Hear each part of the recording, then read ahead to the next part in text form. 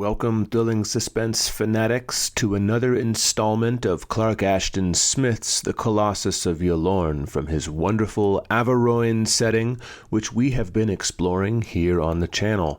This is part 3. Check the links in the description below if you have not yet seen parts 1 and 2.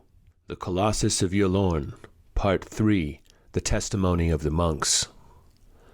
Following the above-related occurrence, two of the brothers who had previously desired to visit the haunted castle again applied to the abbot for this permission, saying that God would surely aid them in avenging the abduction of Théophile's body, as well as the taking of many others from consecrated ground.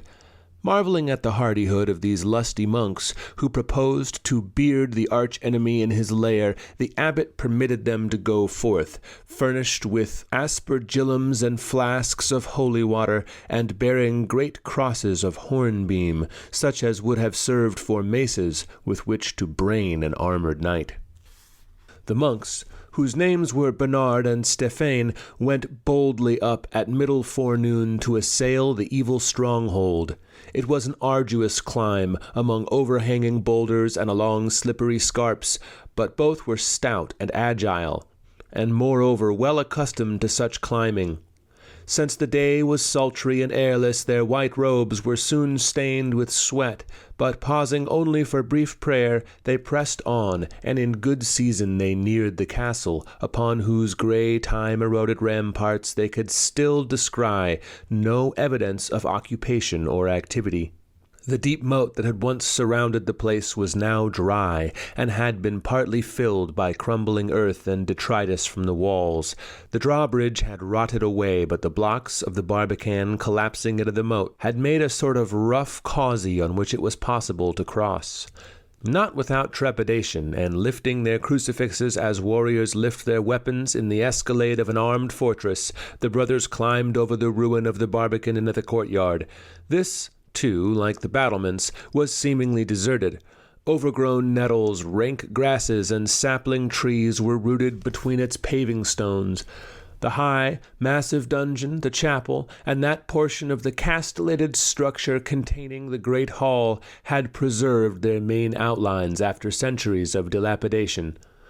To the left of the broad bailey, a doorway yawned like the mouth of a dark cavern in the cliffy mass of the hall building, and from this doorway there issued a thin bluish vapor, writhing in phantom coils toward the unclouded heavens.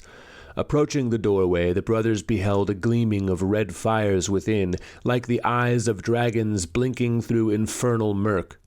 They felt that the place was an outpost of Erebus, an antechamber of the pit, but nevertheless they entered bravely, chanting loud exorcisms and brandishing their mighty crosses of hornbeam.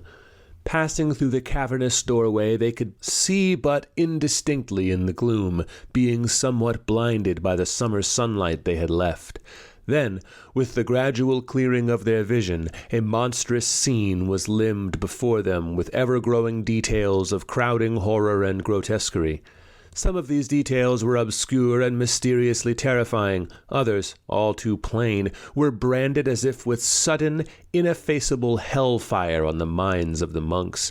They stood on the threshold of a colossal chamber, which seemed to have been made by the tearing down of upper floors and inner partitions adjacent to the castle hall, itself a room of huge extent. The chamber seemed to recede through interminable shadow, shafted with sunlight falling through the rents of ruin, sunlight that was powerless to dissipate the infernal gloom and mystery. The monks averred, later, that they saw many people moving about the place, together with sundry demons, some of whom were shadowy and gigantic, and others barely to be distinguished from the men. These people, as well as their familiars, were occupied with the tending of reverberatory furnaces and immense pear-shaped and gourd-shaped vessels such as were used in alchemy.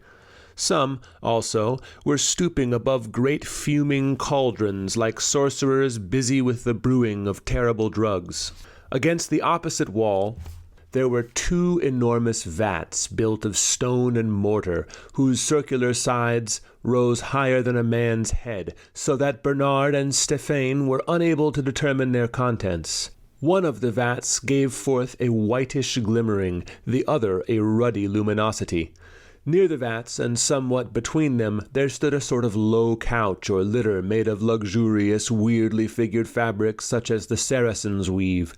On this the monks discerned a dwarfish being, pale and wizened, with eyes of chill flame that shone like evil barrels through the dusk. The dwarf, who had all the air of a feeble moribund, was supervising the toils of the men and their familiars. The dazed eyes of the brothers began to comprehend other details. They saw that several corpses, among which they recognized that of Théophile, were lying on the middle floor, together with a heap of human bones that had been wrenched asunder at the joints, and great lumps of flesh piled like the carvings of butchers. One of the men was lifting the bones and dropping them into a cauldron beneath which there glowed a ruby-colored fire, and another was flinging the lumps of flesh into a tub filled with some hueless liquid that gave forth an evil hissing, as of 1,000 serpents. Others had stripped the grave clothes from one of the cadavers, and were starting to assail it with long knives. Others still were mounting rude flights of stone stairs along the walls of the immense vats, carrying vessels filled with semi-liquescent matters which they emptied over the high rims. Appalled at this vision of human and satanic turpitude, and feeling a more than righteous indignation, the monks resumed their chanting of sonorous exorcisms and rushed forward. Their entrance, it appeared, was not perceived by the heinously occupied crew of sorcerers and devils.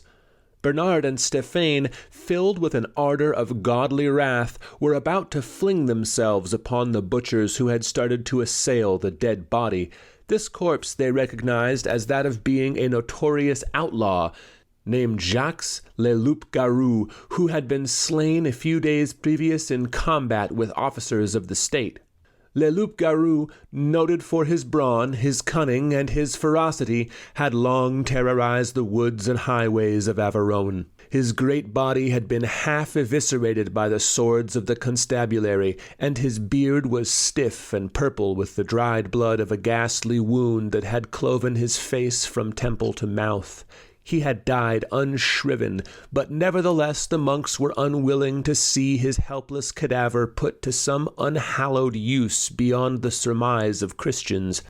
The pale, malignant-looking dwarf had now perceived the brothers.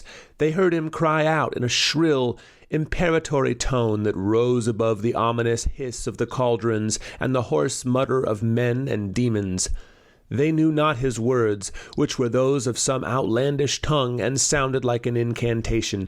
Instantly, as if in response to an order, 2 of the men turned from their unholy chemistry, and lifting copper basins filled with an unknown fetid liquor, hurled the contents of these vessels in the faces of Bernard and Stéphane. The brothers were blinded by the stinging fluid, which bit their flesh as with many serpents' teeth, and they were overcome by the noxious fumes, so that their great crosses dropped from their hands, and they both fell unconscious on the castle floor. Recovering anon their sight and their other senses, they found that their hands had been tied with heavy thongs of gut, so that they were now helpless and could no longer wield their crucifixes or the sprinklers of holy water which they carried. In this ignominious condition they heard the voice of the evil dwarf commanding them to arise. They obeyed, though clumsily and with difficulty, being denied the assistance of their hands. Bernard, who was still sick with the poisonous vapor he had inhaled, fell twice before succeeding in standing erect, and his discomfiture was greeted with a cachinnation of foul, obscene laughter from the assembled sorcerers. Now, standing, the monks were taunted by the dwarf, who mocked and reviled them with appalling blasphemies such as could be uttered only by a bond-servant of Satan. At last, according to their sworn testimony, he said to them, "Return to your kennel, you whelps of Ialdabaoth, and take with you this message. They that came here as many shall go forth as one." Then, in obedience to a dreadful formula spoken by the dwarf, two of the familiars, who had the shape of enormous and shadowy beasts, approached the body of Le Loup Garou and that of brother Théophile. One of the foul demons, like a vapor that sinks into the marsh, entered the bloody nostrils of Le Loup Garou, disappearing inch by inch till its horned and bestial head was withdrawn from sight. The other, in like manner, went in through the nostrils of brother Théophile, whose head lay awry athwart his shoulder on the broken neck. Then, when the demons had completed their possession, the bodies, in a fashion horrible to behold, were raised up from the castle floor, the one with ravelled entrails hanging from its wide wounds, the other with a head that drooped forward loosely on its bosom. Then, animated by their devils, the cadavers took up the crosses of hornbeam that had been dropped by Stéphane and Bernard, and using the crosses for bludgeons, they drove the monks in ignominious flight from the castle, amid a loud, tempestuous howling of infernal laughter from the dwarf and his necromantic crew. And the nude corpse of Le Loup Garou and the robed cadaver of Théophile followed them far on the chasm-riven slopes below Ylourgne, striking great blows with the crosses so that the backs of the two Cistercians were become a mass of bloody bruises. After a defeat so signal and crushing, no more of the monks were emboldened to go up against Ylourgne. The whole monastery, thereafter, devoted itself to triple austerities, to quadrupled prayers, and awaiting the unknown will of God, and the equally obscure machinations of the devil, maintained a pious faith that was somewhat tempered with trepidation. In time, through goatherds who visited the monks, the tale of Stéphane and Bernard went forth throughout Averoigne, adding to the grievous alarm that had been caused by the wholesale disappearance of the dead. No one knew what was really going on in the haunted castle, or what disposition had been made of the hundreds of migratory corpses, for the light thrown on their fate by the monk's story, though lurid and frightful, was all too inconclusive, and the message sent by the dwarf was somewhat cabalistic. Everyone felt, however, that some gigantic menace, some black infernal enchantment was being brewed within the ruinous walls. The malignant moribund dwarf was all too readily identified with the missing sorcerer Nether, and his underlings, it was plain, were Nether's pupils. End Part 3. Fear not, thrilling suspense fanatics, for tomorrow the next part of the Colossus of Ylourgne will be available right here, so like, comment, subscribe, and do check out Thrilling Suspense Fantasy Volumes 1 and 2, available in print now from the links in the description below. Also check the links in the description for the other parts of this video. Have a spooky day.